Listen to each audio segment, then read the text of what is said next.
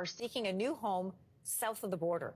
The latest U.S. Census data shows in 2022, more than 126,000 people moved from Canada to the United States. That is a 70% increase from the previous year. With us this morning is immigration lawyer Len Saunders. He specializes in helping Canadians immigrate to the United States. Welcome to your morning. Good morning. How are you? I'm good. I'm curious to dig into these numbers with you.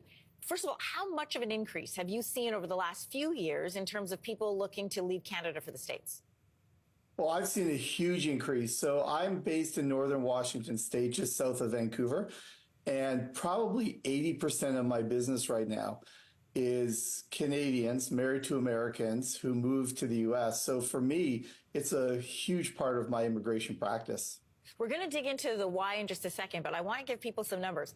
Of the more than 126,000 people who left Canada for the States, the number we mentioned earlier, 53,000 of those were born in Canada, 46,000 were Americans that were returning home, and 30,000 had immigrated to Canada from somewhere else, and then they chose to leave.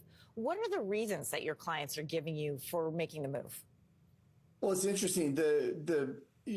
I think the main reason is cost of living. It is so much cheaper to buy a house, not in the big towns like Los Angeles, San Francisco, New York, but small town USA, like where I am. The cost of a house, my house probably is worth $500,000. That same house 5 miles north of here in the Vancouver area is $2 to $3 million. So it's not like it's half, it's a quarter of the price. It's so much cheaper for housing in the United States, especially close to the Canadian border. Snowbirds have been around for a really long time. That's Canadian retirees who move to places like Florida or Arizona for the warm weather. But what kind of changes are you seeing recently in who's looking to move south? Well, I'm either seeing young people or older people. The young people realize they can't get into the housing market, or if they are able to, they're buying a condo. Whereas, in the United States, they can buy a beautiful house. The older people, what they're doing is they're cashing out. They're taking their equity in their house. They're using that equity. They're buying clear titles so that they have no mortgage. And they're using some of that for their retirement income. So, it's young people, old people, some people in between, but the vast majority are the young people and the older retirees. I'm curious about that older demographic. What do they tell you? What are their concerns about healthcare? Well, a lot of people are Americans living in Canada, so they can go back and they can still, get their U.S. medical care. Or they're Canadians who are marrying Americans and they're tagging into their spouse's medical.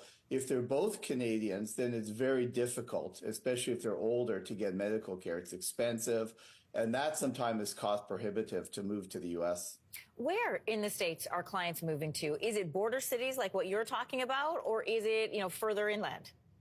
Well, it's really all over. But a lot of people are moving to border towns. I'm assuming this is happening on the East Coast too, but in the Vancouver area, I can be up to Vancouver from my house in northern Washington State in 45 minutes. So it's an easy commute from northern Washington State into the Vancouver area for Canadians.